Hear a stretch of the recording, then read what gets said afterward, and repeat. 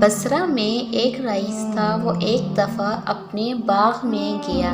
باغ کا جو باغبان تھا وہ وہیں باغ میں اپنے بیوی بچوں سمیت رہتا تھا۔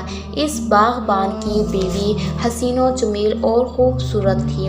رئیس اس کو دیکھ کر اس پر عاشق ہو گیا اور اس پر ایسا فدا ہوا کہ اس کے ساتھ ناجائز خواہش پوری کرنے کا خیال پیدا ہو گیا، اور اپنی اس خواہش کو پورا کرنے کے لیے اس نے اپنے نوکر یعنی باغبان کو کسی کام سے بھیج دیا اور اس عورت سے کہا کہ گھر کے تمام دروازے بند کر لو۔ عورت نے جواب دیا کہ سب دروازے بند کر دیے، لیکن ایک دروازہ نہیں بند کر سکتی۔ رئیس نے پوچھا، وہ کون سا دروازہ ہے؟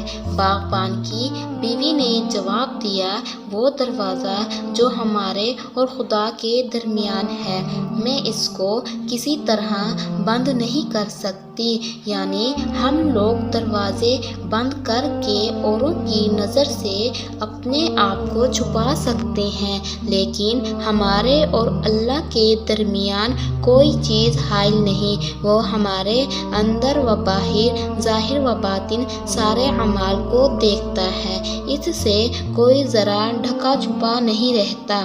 رئیس نے خدا کی اس بندی کا یہ جملہ سنا تو اس پر ایسا اثر ہوا کہ وہ فوراً کانپ اٹھا اور برائی کا ارادہ ختم کر دیا اور خدا سے توبہ کی۔